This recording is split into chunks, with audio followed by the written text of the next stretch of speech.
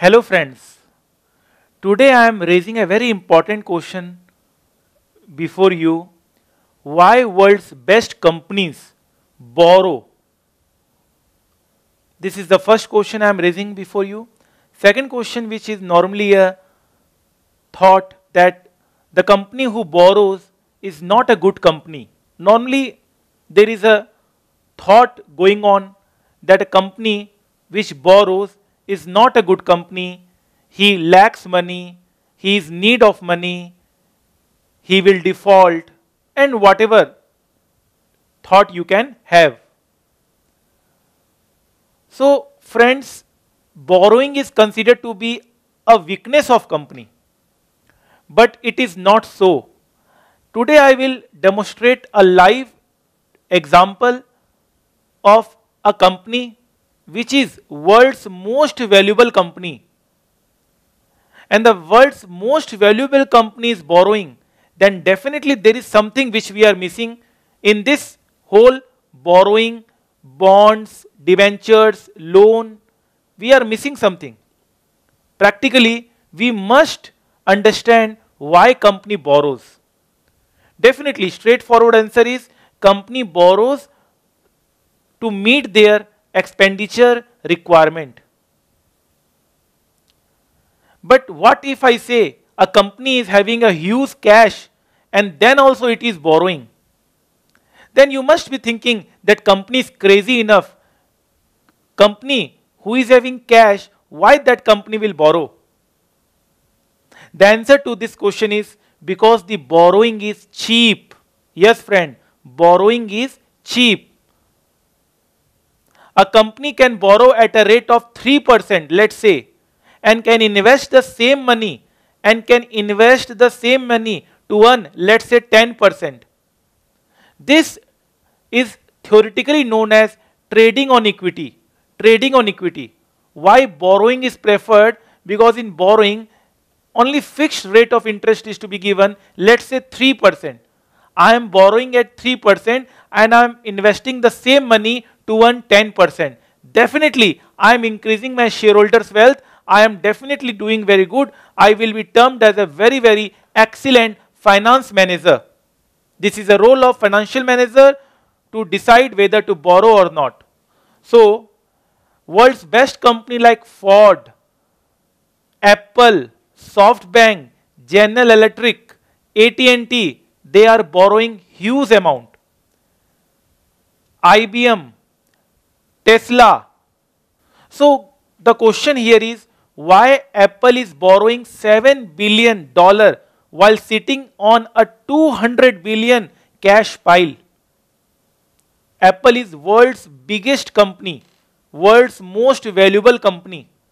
Why Apple is borrowing $7 billion when Apple is having 200 billion cash pile? The answer to this question is because it is cheap. Just last year Apple sold $7 billion in 30-year bonds. We have studied bond chapter in our final SFM. We are studying it conceptually, practically, as well as we are targeting 100% marks in exam, on which it will have to pay just under 3% in interest. Means only at 3% borrowing rate they are able to borrow. And another reason is that Apple is having their cash reserves in many countries. So they don't want to bring the money back to their home country. They want to keep cash in different countries. So another very good reason for Apple to continue borrowing is that issuing debt remains cheaper than bringing back money, all the money that the company keeps in its international reserves. So you can see the borrowing of Apple is around $90 billion, but Apple annual revenue is around $268 billion. Great company. This company once was on the verge of bankruptcy. Definitely, if time will permit, I will definitely do a case study on Apple's success story. And the rating is also good. Moody's, S&P, Fitch, they have all rated very good rating to this company's bond. Apple has 354 billion in total assets, therefore making a debt ratio of 0.32, which is very, very less, which is considered to be very less. Why debt is important? Debt is an important factor in the capital structure of a company and can help it attain growth. Debt usually has a relatively low financing cost than equity, which makes it an attractive option for executives. So Apple is selling bonds, Apple is raising money from bond, and they will give this money back to their equity shareholder for buyback purpose and for dividend purpose. With a very good rating, Apple is able to raise so much amount with a very, very cheap interest rate. Fine, sir. Borrowing costs are so cheap right now that not even Apple could resist, becoming the latest to join a boom in issuance from the world's biggest technology companies. This is the detail of one of the bond which is issued by Apple. You can see the coupon rate is 0.7%. 0.7%. Yes, friend, it is 0.7%. And the price of the bond is 99.775. And I again want to say the coupon rate is 0.7%.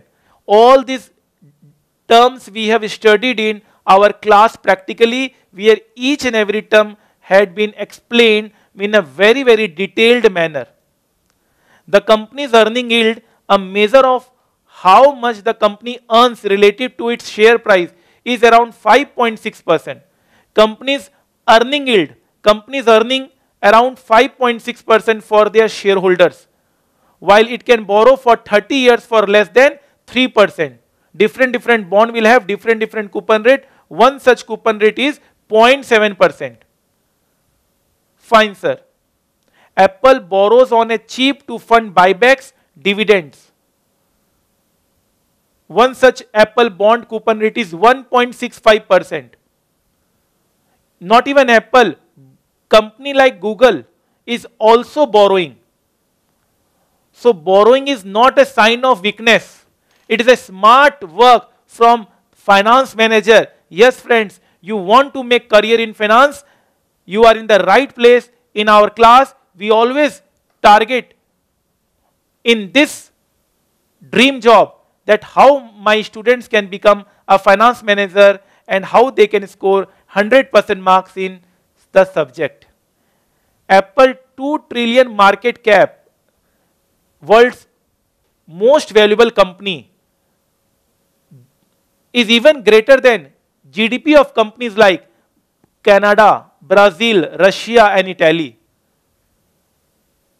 Apple, a company, is even bigger than countries like Canada, Brazil, Russia. If Apple would have been a country, then it would have been the 8th largest nation in GDP terms. Commendable. So definitely Apple had so much cash that it is bigger than many countries' GDP. And yes, Steve Jobs, how can we forget this gentleman? He is a true inspiration. Yes, friend. Think different. Apple's $500 billion market cap is 3 times Pakistan GDP. So what I wanted to say you is that the borrowing is not a sign of weakness. We are studying chapter bond. Bond issue is a very, very clever and smart strategy employed by finance manager so that they can increase shareholders' wealth. Always remember, the objective of financial manager is to increase wealth of our shareholder. And definitely Apple is doing it very great. They are doing a commendable job and you can see their share chart. It's a reflection of their growth. So you can see the share price. This is the share chart of Apple Incorporation. Around 3 lakh% return. 3 lakh% return. Yes, friend, 3 lakh% return. And This is how a company is built.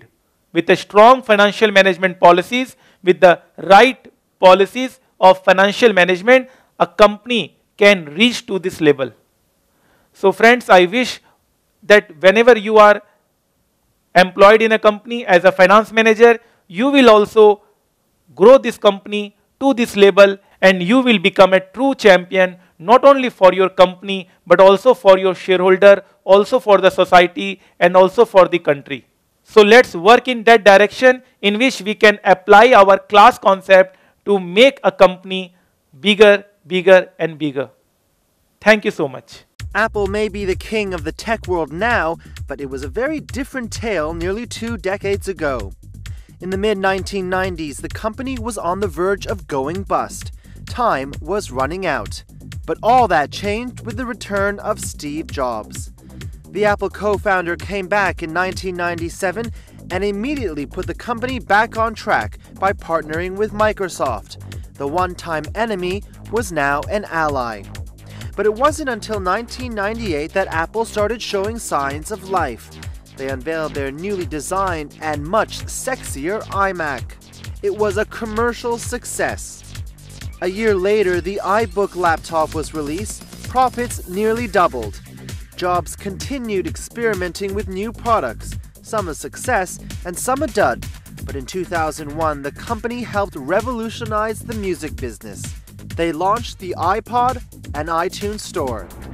With the growing popularity of its devices away from computers, Apple invested in its software, iPod, and music business.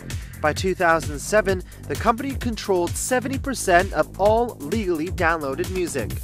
In that same year, Steve Jobs changed the company name from Apple Computers to Apple.